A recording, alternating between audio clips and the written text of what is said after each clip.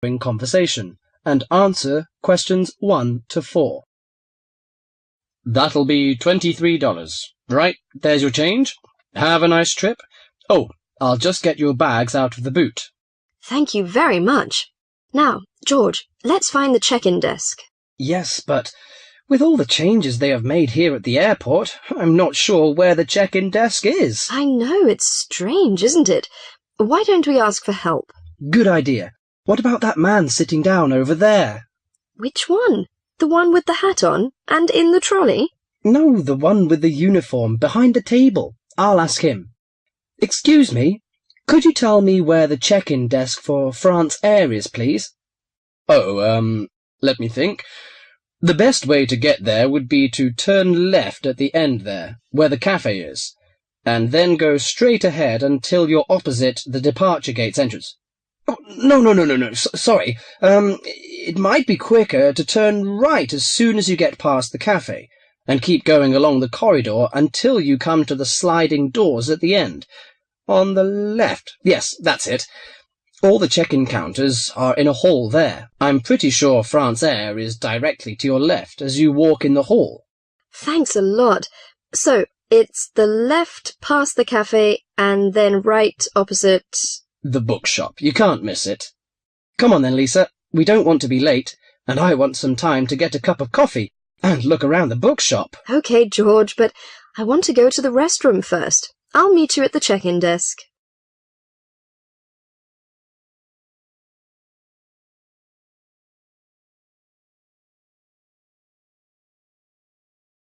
George now speaks to the clerk at the check-in counter. First, you have some time to look at the form.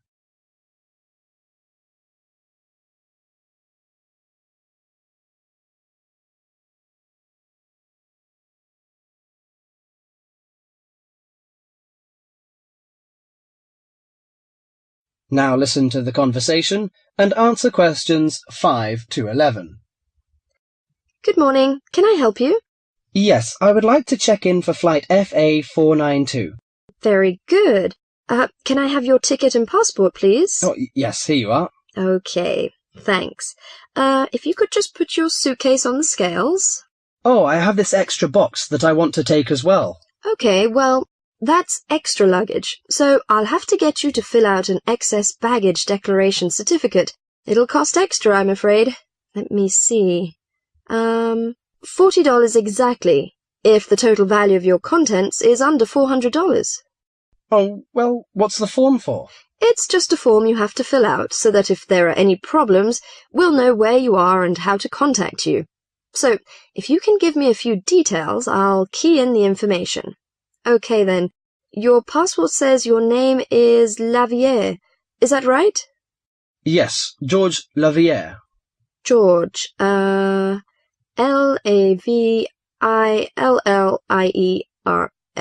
Good. Now, nationality. French? No, wait a minute. It's a Swiss passport. Well, yes, I live in France, but I was born in Switzerland. Swiss. Very good. Flight number FA492. Destination is... Paris. Are you connecting with any other flight in Paris, or will you be staying there? I'm spending my vacation in Paris. Well, Sèvres, just outside Paris. Okay. So what's the phone number there? Let me think. The country code for France is 33, and the number is 198614537. Right, so that's 331-9861-4537. Yes, that's it. And can you tell me briefly what you have in the box? Well, there are some books, just university textbooks from last semester, some clothes, and, my computer disks. Okay, thank you. And what would be the approximate value of the contents? Quite a bit, actually. About $150. That's all. There's your receipt for the box, your passport and ticket, and here is your boarding pass. Gate 7. You can board the plane in about 35 minutes. Have a nice flight.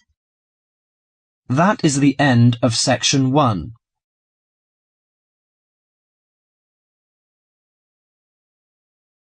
You now have half a minute to check your answers.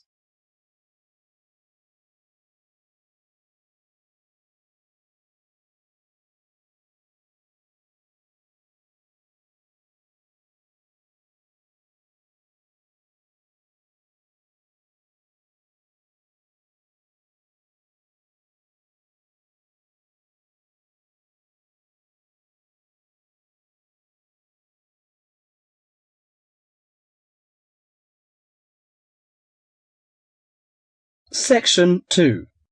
In this section, you'll hear an introduction on the housing conditions in Chapmanville. First, you have some time to read questions 12 to 20.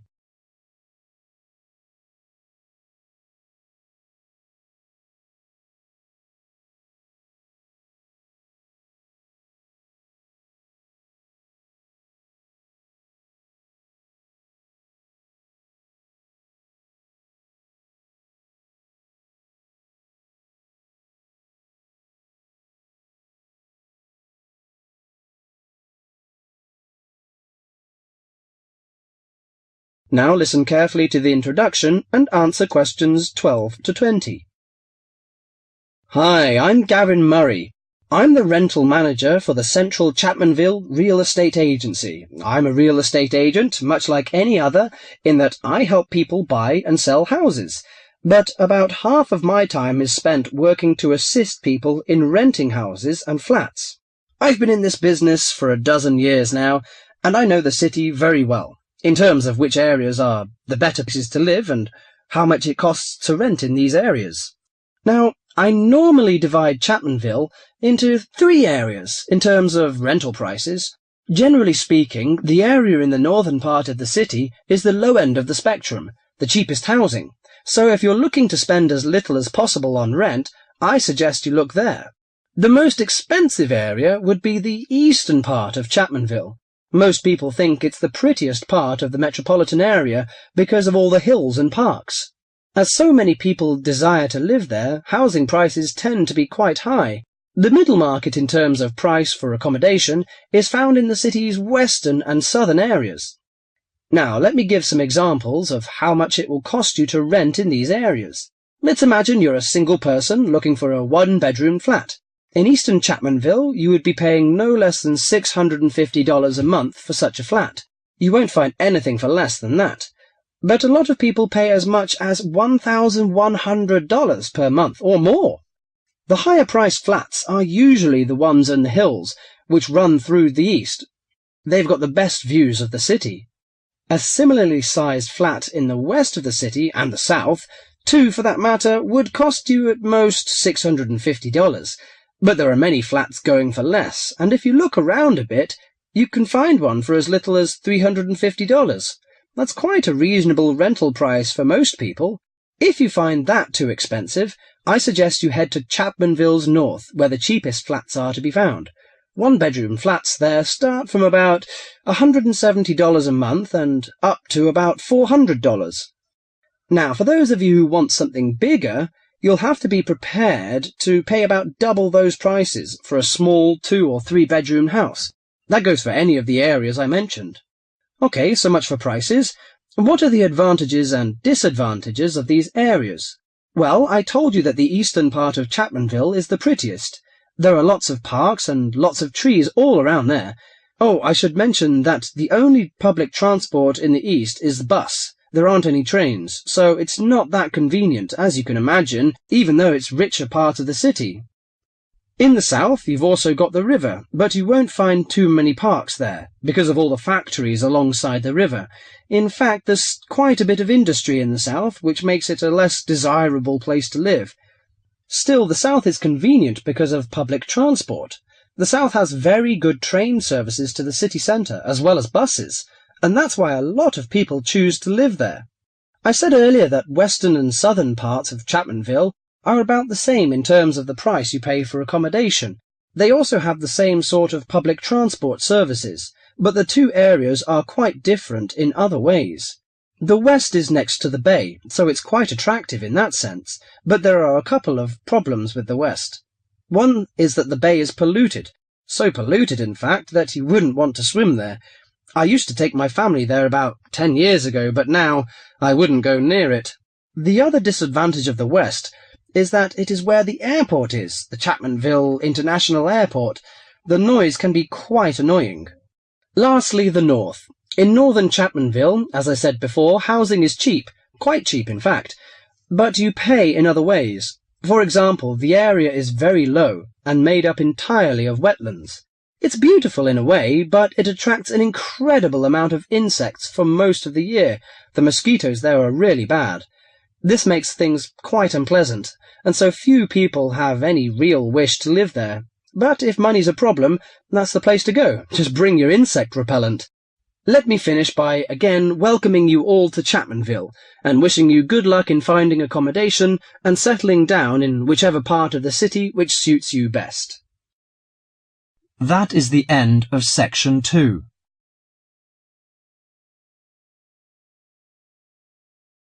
You now have half a minute to check your answers.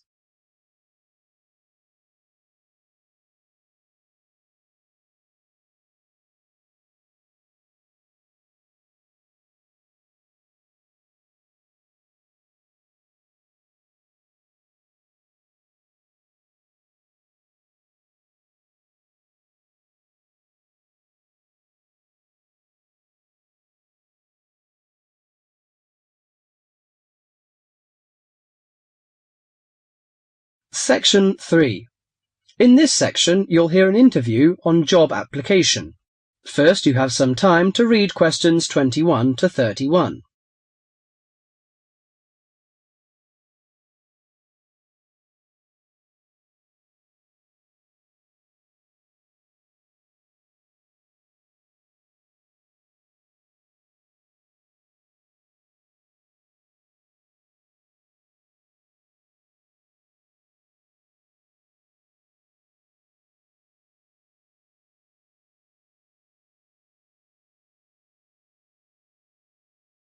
Now listen carefully to the interview and answer questions 21 to 31.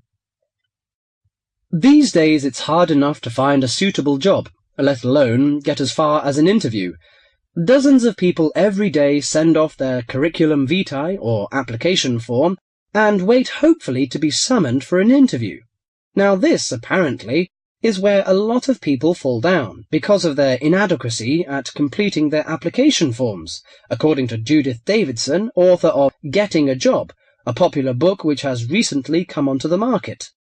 Our reporter Christopher Shields decided to look into this apparent inability of the British to sell themselves, and he spoke to Judith Davidson about it.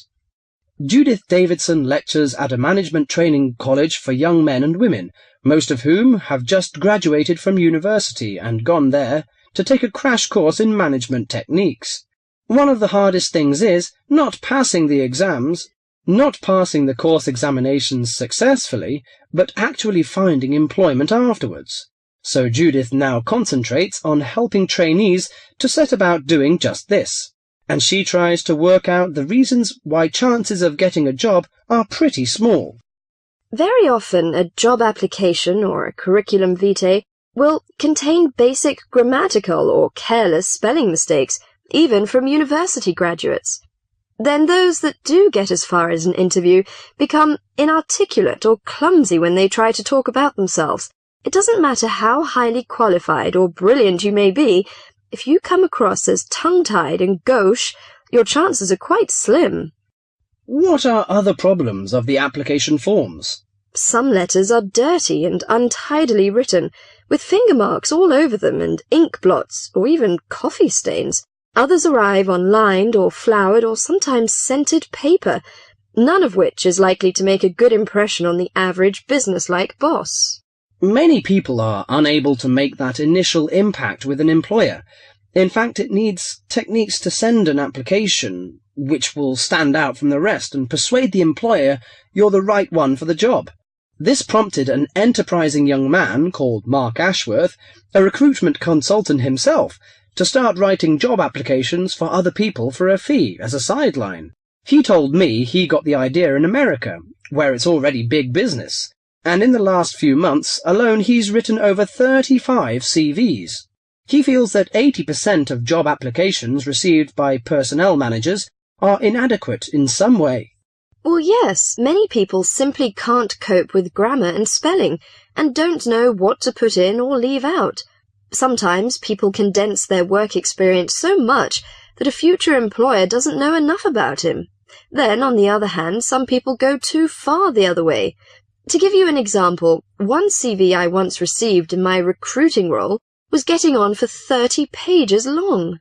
Mark has an initial interview with all his clients in which he tries to make them think about their motivation.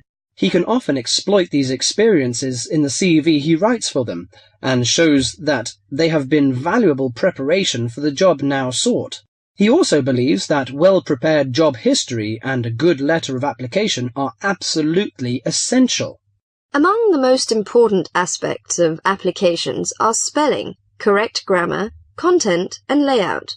A new boss will probably also be impressed with a good reference or a letter of commendation written by a former employer. The type of CV I aim to produce depends largely on the kind of job being applied for. They don't always have to be slick or highly sophisticated, but in certain cases this does help. Judith Davidson thought very much along the same lines as Mark. In her opinion, one of the most important aspects of job applications was that they should be easy to read. Many applicants send in letters and forms which are virtually unreadable. The essence of handwritten application is that they should be neat, legible, and the spelling should be accurate. I stress handwritten because most employers want a sample of their future employees' writing. Many believe this gives some indication of the character of the person who wrote it. Some people forget vital things like putting their own address or the date. Others fail to do what's required of them by a job advertisement. Judith believes that job seekers should always send an accompanying letter along with their application forms, stating clearly why their qualifications make them suitable for the vacancy. Personal details have no place in letters of application. I well remember hearing about one such letter which stated, quite bluntly, "I need more money to pay for my flat." No boss would be impressed by such directness. She added that the art of applying for jobs successfully was having to be learnt by more and more people these days, with the current unemployment situation. With as many as 200 or 300 people applying for one vacancy, a boss would want to see only a small fraction of that number in person for an interview. So your application had to really outshine all the others to get you on the shortlist. That is the end of section 3.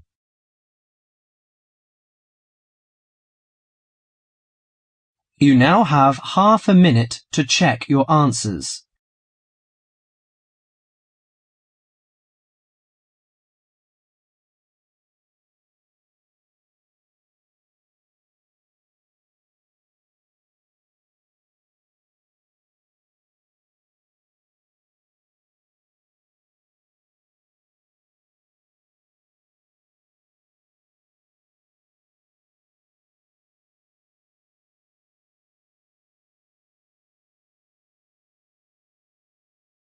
Section 4.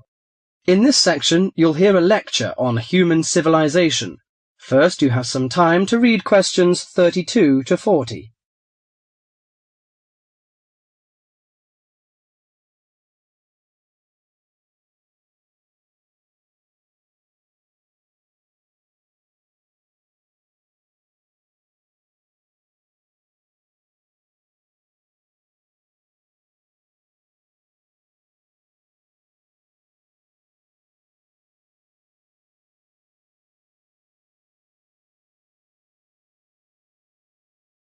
Now listen carefully to the interview and answer questions 32 to 40.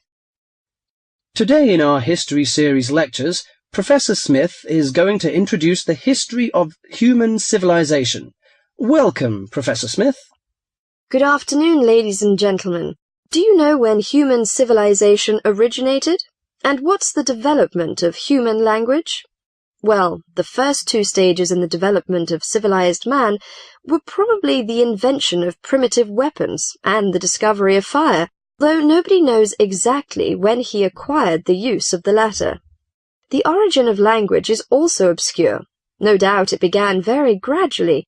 Animals have a few cries that serve as signals, but even the highest apes have not been found able to pronounce words, even with the most intensive professional instruction. Apparently, a necessity for the mastering of speech is the superior brain of man.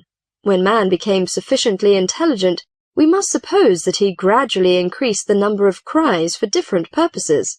It was a great day when he discovered that speech could be used for narrative. There are those who think that in this respect, picture language preceded oral language. A man could draw a picture on the wall of his cave to show in which direction he had gone, or what prey he hoped to catch. Probably picture language and oral language developed side by side. I'm inclined to think that language has been the most important single factor in the development of man. Two important stages came not so long before the dawn of written history. The first was the domestication of animals. The second was agriculture. Agriculture was a step in human progress to which, subsequently, there was nothing comparable until our own machine age. Agriculture made possible an immense increase in the number of the human species in the regions where it could be successfully practiced. These were, at first, only those in which nature fertilized the soil after each harvest. Agriculture met with violent resistance from the pastoral nomads, but the agricultural way of life prevailed in the end because of the physical comforts it provided. Another fundamental technical advance was writing, which, like spoken language, developed out of pictures, but as soon as it had reached a certain stage, it was possible to keep records and transmit information to people who were not present when the information was given. These inventions and discoveries, fire, speech, weapons, domestic animals, agriculture, and writing, made the existence of civilized communities possible. From about 3000 BC until the Industrial Revolution, less than 200 years ago, there was no technical advance comparable to these. During this long period, man had enough time to become accustomed to his technique, and to develop the beliefs and political organizations to appropriate it.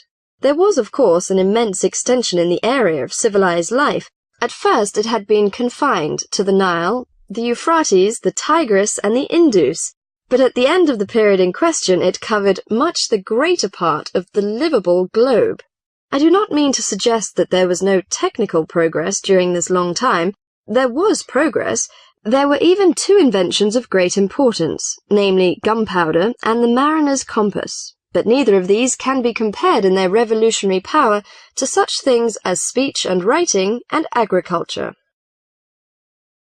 That is the end of section 4.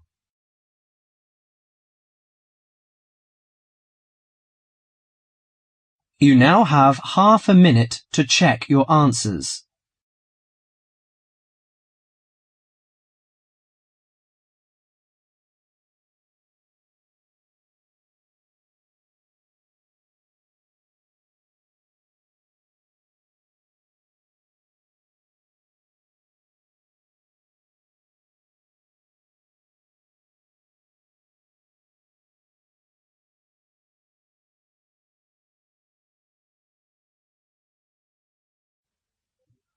That is the end of the listening test.